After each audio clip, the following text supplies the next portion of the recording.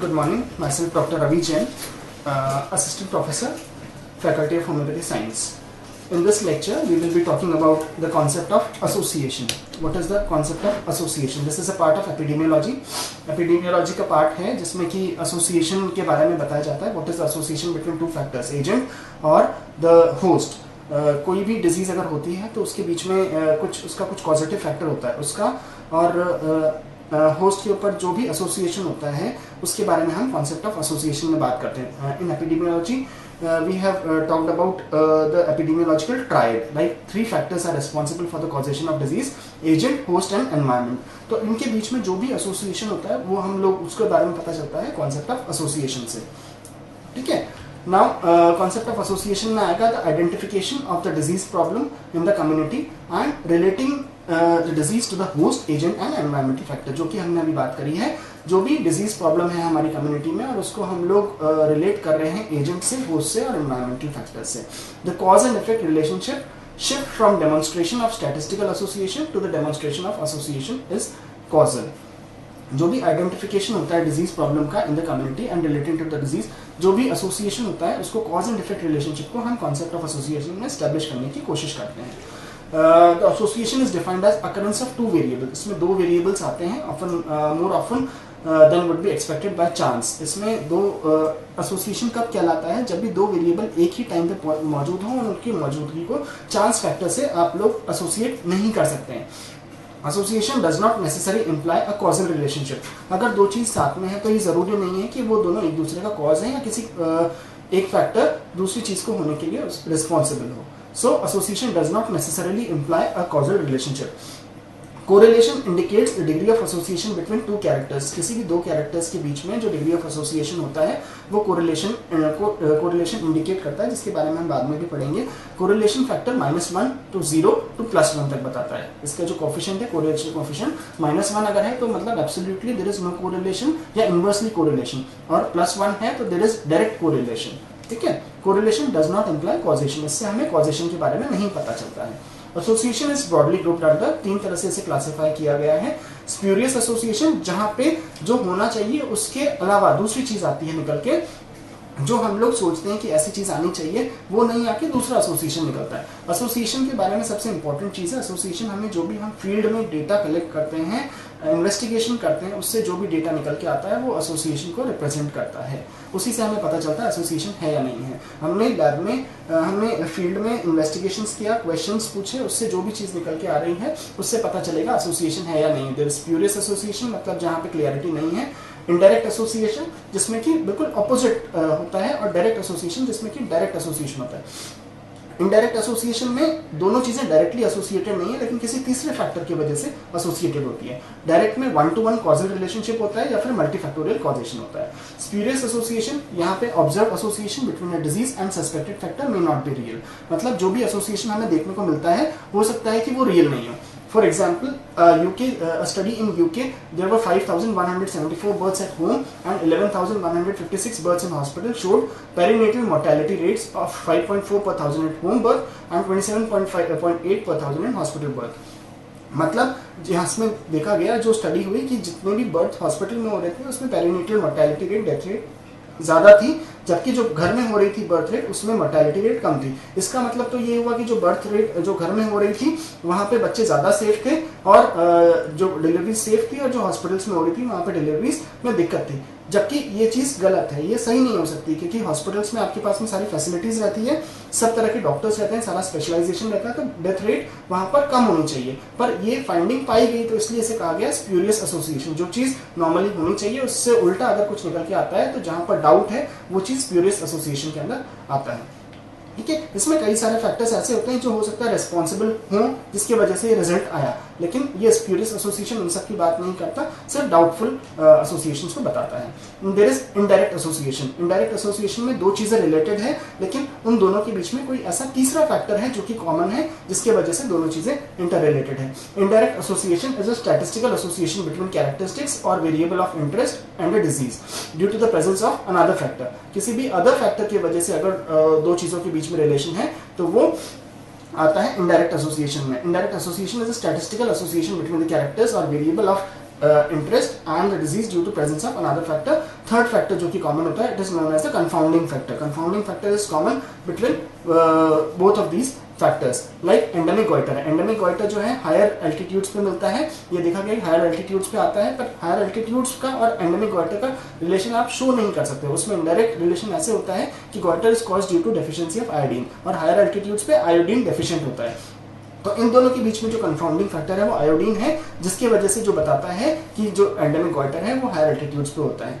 तो ये जो है ये इनडायरेक्ट एसोसिएशन है, जिसमें कि आपको पता चलता है कि थर्ड फैक्टर आयोडीन है जो दोनों में कॉमन है, जो कि एक दूसरे के लिए हायर एल्टीट्यूड और एंडेमिक गोइटर को एक्सप्लेन करता है. उसी तरह से सिक्रोस और CHD में भी आता है, जिसमें कि बताते हैं कि हाई शुगर लेने वाले, हाई सिक्रोस लेने वालों को CHD हो जाती है, बट इन दोनों में ऐसा कोई रिलेशन नहीं है. अब एक इसमें कॉमन जो फैक्टर आता है वो स्मोकिंग आती है, कि सिक्रोस जो स्मोकिंग करता है वो सिक्रोस ज्यादा लेता है, और स्मोकिंग करने वालों को CHD ज्यादा होती है. तो जो स्मोकिंग है वो इन दोनों चीजों को एक्सप्लेन करता है. ये इनडायरेक्ट एसोसिएशन है. Next we have direct association और द कॉजल एसोसिएशन. इसमें आता है 1-to-1 causal relationship. Two variables are stated to be causally related, A and B, if the changes in A is followed by the changes in B.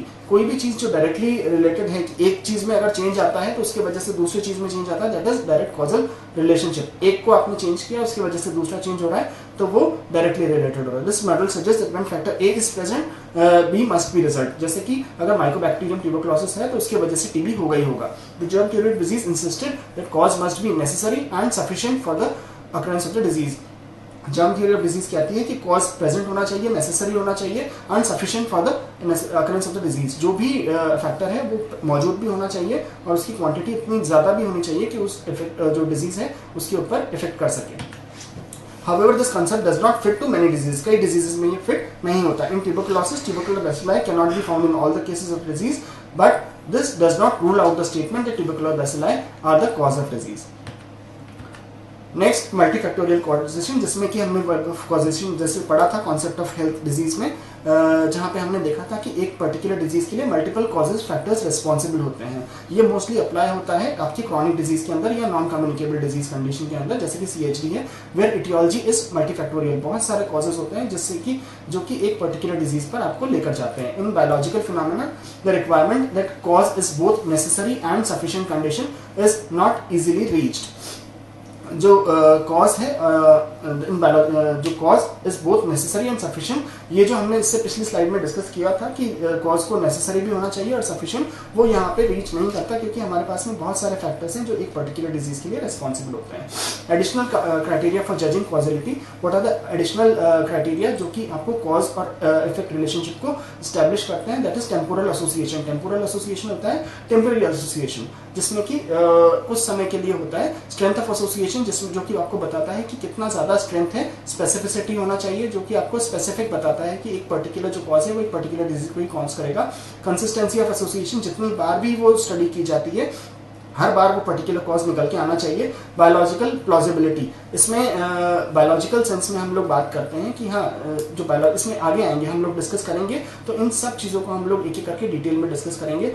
Coherence of association, ये सब चीज़ें अभी आगे हम लोग नेक्स्ट स्लाइड जब देखेंगे उसमें सारी चीज़ें आएगी निकल के. टू जज the concept of association is there to जज और evaluate the cause of significance और an association. All the above criteria must be utilised, no one of which by itself is self-sufficient for drawing causal inference from the statistical association. इसमें ये कहते हैं कि association के अंदर सारे के सारे फैक्टर्स अवेलेबल होने चाहिए, कोई एक सिंगल फैक्टर से हम एसोसिएशन को प्रूव नहीं कर सकते हैं. Association between cigarette smoking and lung cancer, जैसे कि टेम्पोरल एसोसिएशन है.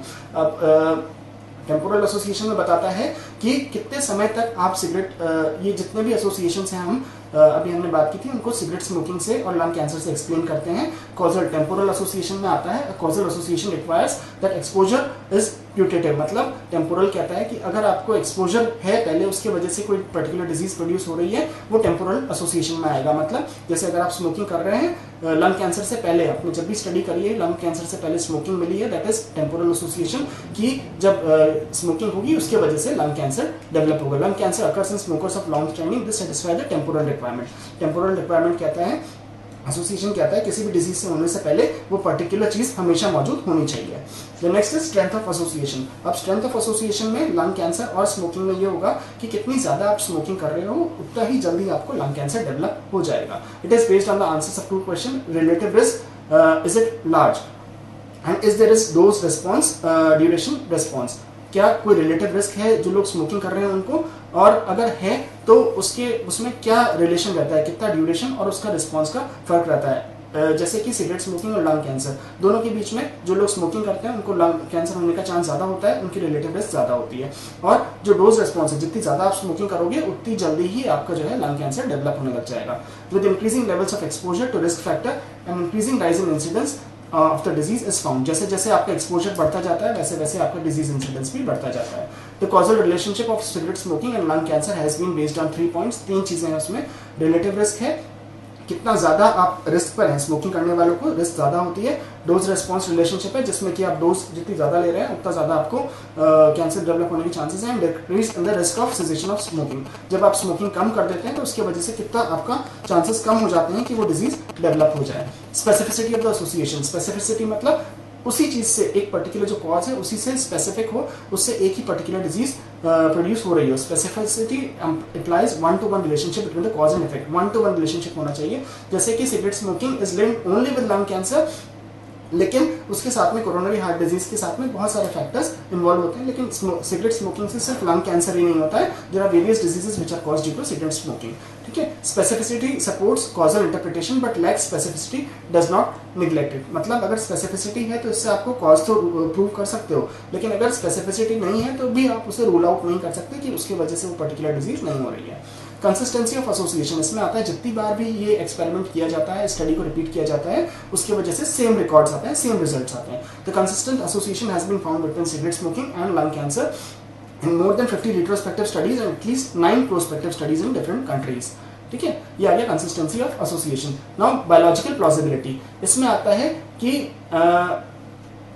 जो भी बायोलॉजिकल प्लॉजिबिलिटी में आता है कि जो भी हमारे ऑर्गन हैं, बॉडी के अंदर ऑर्गन हैं, उनके अंदर क्या क्या चेंजेस आ रहे हैं वो हम देख सकें, वो हमें दिखाई दे सकें। जैसे कि causal association is supported with the biological credibility to the association. जैसे कि लंग कैंसर, अगर हम सिगरेट स्मोकिंग कर रहे हैं, सिगरेट स्मोकिंग की वजह से हमारे लंग्स में चेंजेस आना चालू हो जाते हैं, तो क्या चेंजेस आते हैं वो हम अगर बायोलॉजिकली एक्सप्लेन दिखा सकते हैं तो वो बायोलॉजिकल प्लॉजिबिलिटी होता है। जैसे कि cigarette smoking lung cancer hypothesis is biologically plausible. मतलब जो भी सिगरेट स्मोकिंग करता है उसके लंग में जो भी चेंजेस आते हैं आप बायोलॉजिकल टेस्ट के जरिए आपकी बॉडी में क्या चेंज आ रहा है उनको दिखा सकते हैं, तो ये प्रूव कर सकते हैं कि there is a direct association. It is not hard to visualise the inhalation of the hot smoke into the lungs and deposition of the chemical carcinogen. ठीक है। अब coherence of the association. Coherence मतलब दो factor जब एक साथ चल रहे हैं।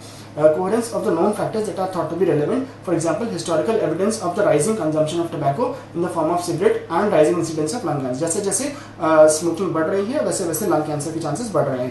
पहले लेडीज कम स्मोकिंग करती थी, उनको लंग कैंसर के चांसेस कम थे, अब लेडीज भी ज्यादा स्मोकिंग कर रही है, उनके साथ में लंग कैंसर के चांसेस बढ़ रहे हैं। This is the coherence of association.